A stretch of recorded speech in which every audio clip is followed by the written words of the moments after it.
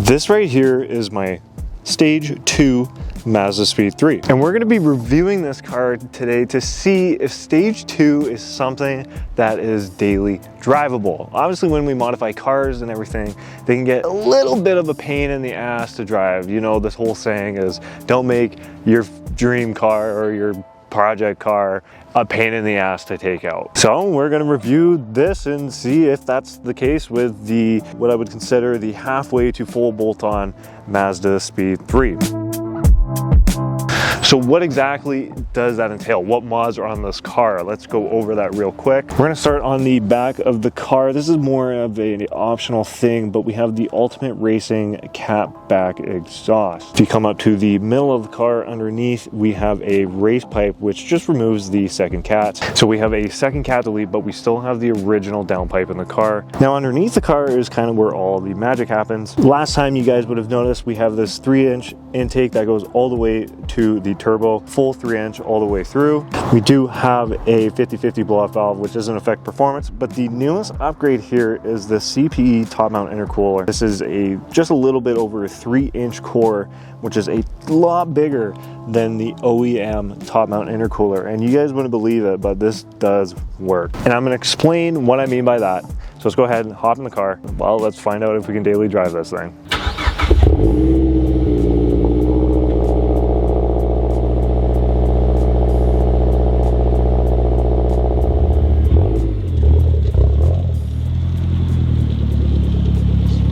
So let's go over one of the big, most important things you're kind of probably curious about when it comes to upgrading to this mod point in the MazdaSpeed 3, which is power dip. I don't have any proof of any power increases or anything. I'm going to be going off of what my butt dyno tells me, and my butt dyno tells me that now this is a really good upgrade. See, last time we did this video, I said that while it does feel a lot better than stock, just a basic intake and a high pressure fuel pump upgrade isn't gonna give you a lot of power, and it really doesn't feel much faster than stock. It just feels like it drives better. Now with Stage 2 and this major increased airflow, we really see that difference. Now with the intercooler upgrade, you're getting so much more airflow through the motor, which is resulting in that extra power that you're gonna see. Not only does the stock intercooler get really hot temperatures,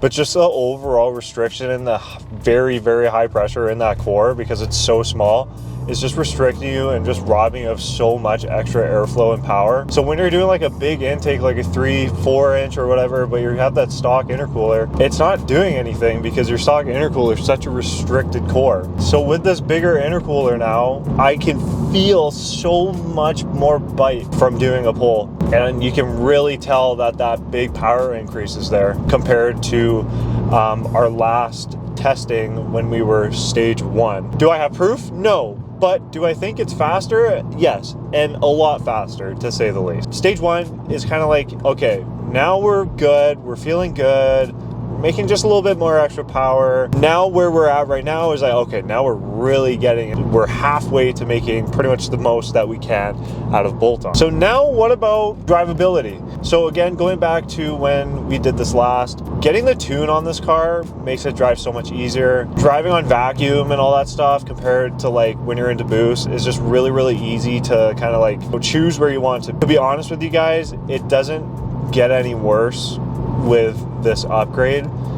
All you're really getting, and I don't think it really gets bad to say the least with any upgrade, what you're getting is more power when you're in boost. You're not necessarily getting, I don't know if this is true or not, but at least it doesn't feel like you're really getting much more power when you're, you know, under vacuum. At the end of the day, when you're increasing airflow and everything, you're making more pressure out of the turbo instead of when you're cruising at 40 miles, 30 miles per hour. One thing to note that a lot of people with MazdaSpeeds complain about is when you're going from a red light or you're stopped, they feel really sluggish. Now I'm gonna come up to a light and I'm gonna give myself and your guys' self an example here of what I mean. Now you can't see what's going on in front of me, but you can probably tell just by the sound of the car about how kind of slow it still is. So we come to a red light, you get going, you come to the end of first, you're still doing 10 miles per hour, you're still not in boost. We're still going, and now we're at 30 miles per hour. Something about these cars and just, you know, getting off from the red light,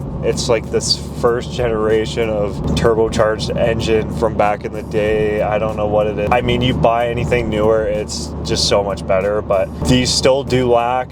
Now, like I said prior, when you do get a tune, you will notice quite a big difference, but they still lack a little bit. Overall, like I said, the whole drivability of the car has not changed really from our first tune and least amount of mods. This still drives really, really good and has not become a pain in the ass at all whatsoever yet. So a really good question is, how much gas does this use now? And surprisingly, so I can actually go over here and check on my screen what my average is, and it actually looks like my average has gone up roughly a liter per 100 kilometers. I'll change that to miles per gallon for you guys. I was averaging at around 9 liters to 100 kilometers before. Looks like that's changed now, and it is at 10.6. I don't know how true that is, because my gas mileage I don't really feel like has changed too much. I have been romping on the car a little bit more recently, so that could be that change that I'm seeing in my average. Overall, I don't really trust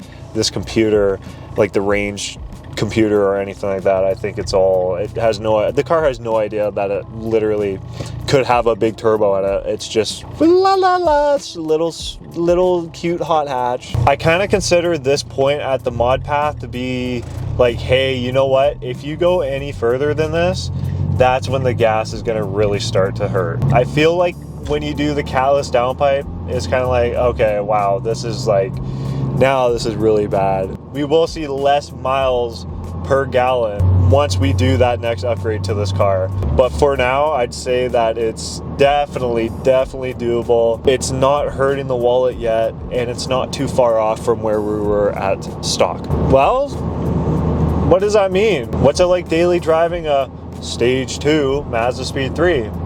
And honestly, it's really fun. There's nothing different from this car from stock or the previous mod path that we were on that really makes me say this is a chore to bring out. Now, my thoughts on this might change when we do our last modification to go full bolt-ons, but we're not at that stage yet. So we are going to enjoy daily driving this MazdaSpeed 3 at that mid-range of full bolt-ons before we go full balls to the wall. So with that being said, is it worth it to upgrade to this point or Stage 2? With just the intake, I considered that the perfect MazdaSpeed 3 if you didn't want to go too far into its mod path. Now, where we are right now, I would consider it the perfect MazdaSpeed 3 if you want to be pretty much faster than majority of things on the road. You don't want it to be too loud because you still have your stock downpipe. You still want to save just a little bit of gas before it gets too crazy. Because once we go to, you know, the next part, I'm going to be saying a lot of different things. With that being said, thank you guys for watching today's video. If you guys enjoyed, make sure to hit that subscribe button, leave a like on the video, and comment down below what you guys think about daily driving your MazdaSpeed 3 at this point in its mod path. Other than that, guys, thank you so much. Keep it real. I'll see y'all in the next one.